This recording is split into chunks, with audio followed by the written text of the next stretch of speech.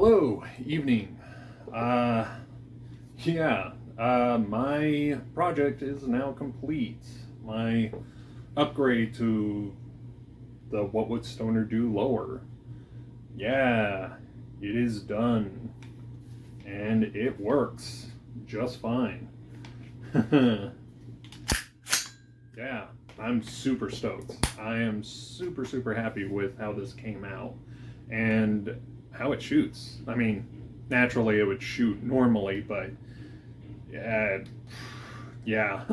I didn't shoot that much rounds. What you probably saw on the intro, probably like 200-ish rounds. That's just the break-in period for most normal ARs. And once I completed it, I just wanted to go shoot. So whatever I had was whatever I had. So yeah, I'm super happy. But yeah, why did it take like almost half a year to complete? What happened in between that time? My last video talked about it, but I talked about this, I think, like last November. And yeah, there was a whole bunch of problems I thought wouldn't be problems. But yeah, let me explain. If you haven't watched those videos, I'm going to just spare you.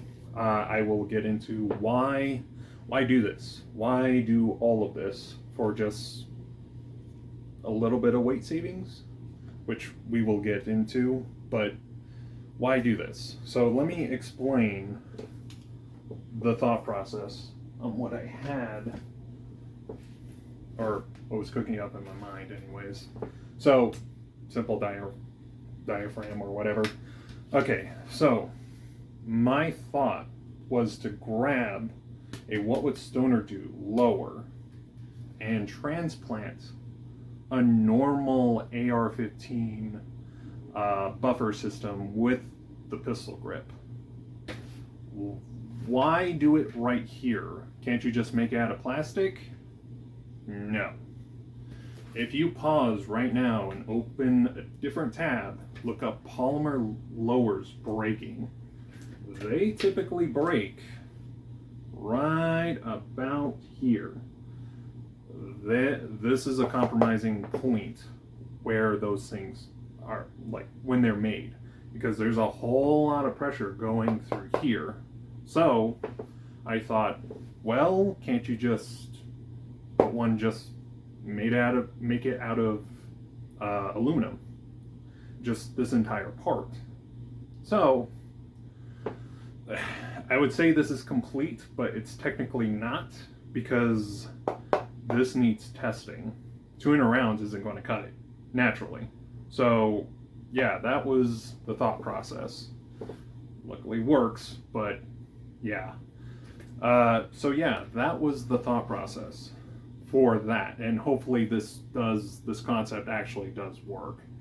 The second part of this thing, is that if you did not like the stock or the pistol grip, the pistol grip and the stock, you couldn't configure anything. You couldn't change out the stock, you couldn't change out the pistol grip. You're stuck with the normal this part, the normal just plain Jane pistol grip. And I don't think I have the stock around here, but yeah, the normal A2 stock. You were screwed. If you were a short dude, you're screwed. You cannot have this lower.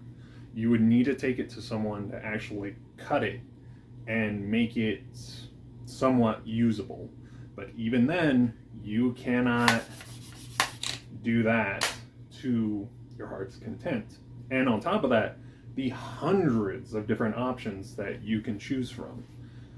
And yeah, the main thing, because I'm 6'4", the stock was perfectly fine for me, but the pistol grip, I actually prefer these types of pistol grips versus the angled ones. I prefer these.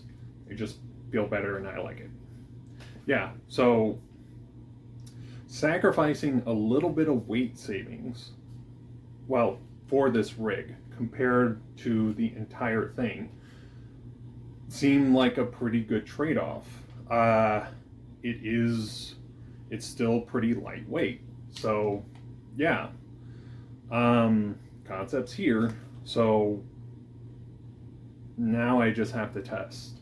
Eventually, I'll put like over 1,000 rounds and get a small little update. But until that point, yeah, we'll come back to this. I will explain now what were the issues, what were the problems, how were they resolved, and just the dumb little things that came about when making these things. So, one problem, and I did not know this. This area right here, where the pistol grip is supposed to contact with this, I thought it was filled in. No.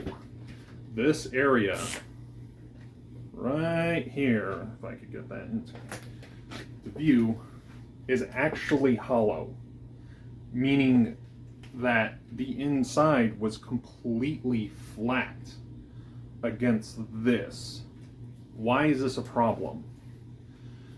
Because these two areas right here. Now, okay, what's the big deal? I don't have access to a CNC.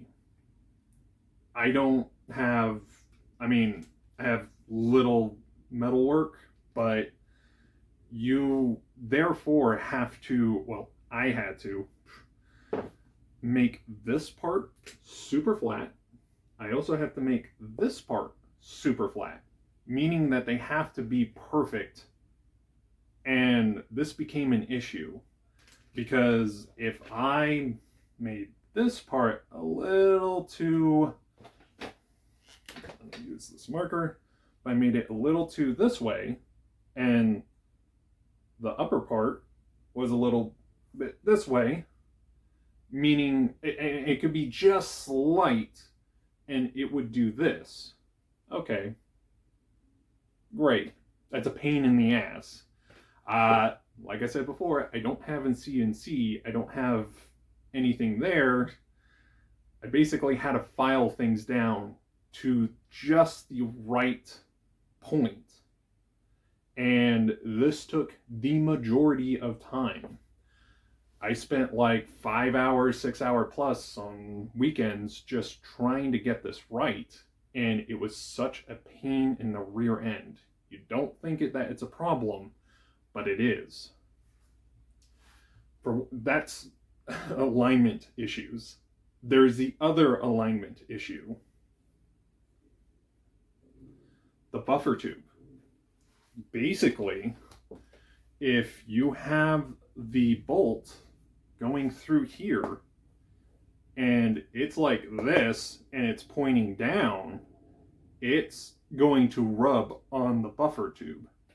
If it's like this, it's going to do this and bump against the buffer tube. It had to be perfect.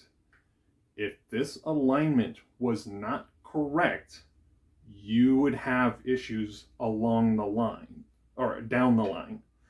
And so this was the this was the main issue that contributed.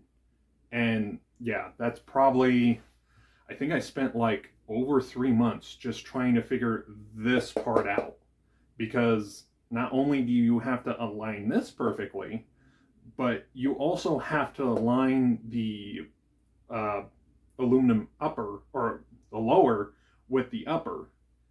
And this was an extreme, just trying to figure things out, trying to get things just right, mainly because of this. Yeah. Yeah, this took the majority of time. The other thing that took a long time was the glue selection, the epoxy that I was going to go for. I didn't know what to choose. And ironically, the best stuff that was readily available and cheap, and yeah, you can get it anywhere, JB Weld. This was based off of, actually did write it down. Project Farmer? Yeah. This was actually his main test for all of the other glue or epoxy to, well, plastic to metal epoxies. JB Weld, if you go onto his YouTube channel, JB Weld was number one. I wish I got something more professional, but it was there. I don't know. I'll have to see. This is Arizona. So, yeah, we'll definitely check if this is going to get hot or move or anything like that. The other issue, the main issue that I'm running into right now. So, you mean I had to grab the bolt from the rifle. The main issue that I'm currently having, it's not a huge deal, and it goes back to the alignment issue, is that this bolt is actually not perfectly aligned with everything. This is a problem. You kind of see where that's happening, sort of. It's not that much, but it tells me that it's actually a little out of line. Unfortunately, it's either like this or that. It's not a big deal. It's there, but yeah, it's something I have to look out for now. I mean, naturally, if it's like this or that, this is kind of, I did the best measurements, but it's just how that goes. But other than that, it runs. And that's all that really matters. So, that was it. Currently, at this point in time, has 200 rounds, like I said before. What this will be in the future, like, I'm going to try to put 1,000 rounds through it, see what happens, see if there's any kind of cracking, any kind of problems, difficulties, like moving this way, that way, if it just wants to tear itself apart, because once again, maybe it won't break right here. Like I said before, the most polymer lowers typically break right about here, but now this is fixed because this is aluminum. So will it break right here? Will it eventually want to tear itself apart from here? Will the glue last through heat? Like I said before, this is Arizona. It gets to 115 regularly in the summer. 3 months of solid 115s. Yeah. Yeah, I'll definitely, excuse me, just leave it out in the sun, mag dump, see what happens, see if the heat eventually gets to this point. So, weight savings. How much do you save? And I wish I actually bothered to strip everything and like weigh it naked, but I was too lazy and I just wanted to go shoot right after, because it took me like 3 extra weeks just to get the trigger right because it wouldn't want to reset. And yeah, that was a fun time having a semi-automatic. Every time it shoots, it won't release. So that was fun, especially if you have to drive all the way there. What was I talking? Oh, wait. It saves you 6 ounces. That's not a lot. I mean, it's give or take, and it depends on the AR because one lower, and this is why wanted to completely strip it, but I was too lazy, was that one AR-15 like this, the lower anyways, could be different. This has an Elfman trigger. It also has a Radian safety. Radion? I forget the name, but 90-degree safety. Does that add weight?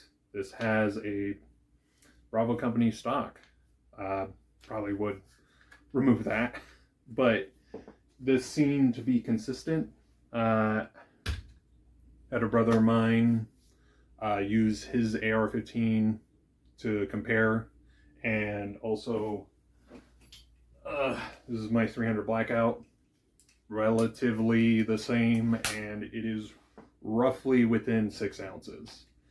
I would have to completely strip everything. That means the pins and everything, and it's a pain in the rear end to actually do that. So I just want to get to testing. Really, that's the main issue. So overall, this is great. This is amazing. Sort of. There is one issue that I've run into, and it's not a big one. You could skip over this part, but really, weight distribution. This is odd because you have weight here and weight here, and so when you pick it up, it's odd because whenever you do mag changes or any kind of manipulation with the gun, it's different. The best explanation I could give you is that imagine a bar that in between is polymer and the end points are, they're not exactly weighted perfectly. The back end is not as heavy as the front end naturally, but it still has a little weight. But the middle of it is still weighted. It's a small complaint, and you could probably just get over it over time, but it's there. And it bothers me because I'm like kind of a trigger snob.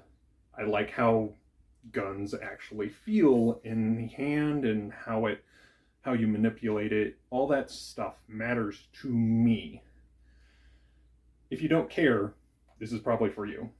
It would probably you just have to keep shooting and it will eventually work itself out. So, other than that, this thing runs. This is running currently. 200 rounds. Yeah. So, any kind of other thoughts? There is something that I would like to get out there. If you can, yeah, if you could imagine from a manufacturer's standpoint, all you would really need to do is copy this thing and get this part and cut it up perfectly. I might do a V2 of this, mainly because of, let me get my marker, this part. This part was supposed to be, I didn't even go into it, but I might as well go into it now. This was supposed to be kind of like a key that pretty much, I don't know, pretty much went into a already existing area. It would be shaped like this, if you can imagine it on the other side, and this would be the polymer lower. So the whole idea was to add material or just squish it together, try to grab as much as possible.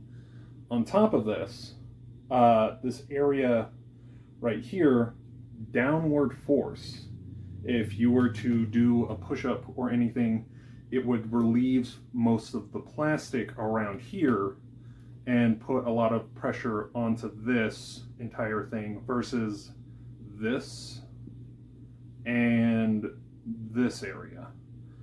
it would just give it a little bit more help if that were to happen. So yeah, that was the idea. The reason I might do a V2 is that I would like to design it a little bit better, because this area was not super grabby around here. Yeah, very technical term, yes. Yeah, I would like to redo it. Back to the manufacturer standpoint, geez. Okay, you could theoretically grab this and CNC this part and perfectly make this work. The only real issue would be this part. This part right here. This is a very important part. If you design it correctly, it's fine. How I did it was just, okay, just slap it together, put JB Weld, and call it a day. Does it work? I mean, these things, the little hooks that grab into it will help, but it's two flat sides. If you had something like this, a key, but in the bottom, it would help tremendously. Who knows? From a I keep going to different subjects. Yeah, if you could do this, KE, if you're listening, go ahead. I don't really care for this project. Honestly, if someone were to make this, because it would be really, really awesome. It's rough around the edges, is what I would say. So, because the idea of it is pretty sound, because if you were, let's say you have a heavy rifle and you just want to slap something on without compromises, but also losing a little bit of weight, you would have this. All I would need to do is just switch the lowers. Yeah, so that is it. I will probably get back to this when I actually put over 1,000 rounds, or when I start making the V2, because all that design, it's kind of antiquated and really simple, even though it took me like 6 months, but it could probably be improved in certain ways. Yeah, so I'm just hoping it doesn't crack over time. That's the big thing. So yeah, thank you for watching and going on this semi-journey thing. I don't, just to give you a little heads up with this channel, you'll either see me talk about it or the finished project. There is not going to be like a part 15 to this. It will be an update. I'm not going to bother with that. So long form videos are just going to take a long time. Just simple ideas to improve rifles or submachine guns or whatever. Pistols, anything like that. So yeah, once again, thank you for watching. God, I like to talk, go on a tangent, but thank you. The next video will be this hunk of junk. If you remember, yeah, I don't know if you could see that, but yeah, still has that crack. And yeah, I will be replacing the trunnion on this, and we will be talking about it once it's fixed. This might take a while. So, thank you.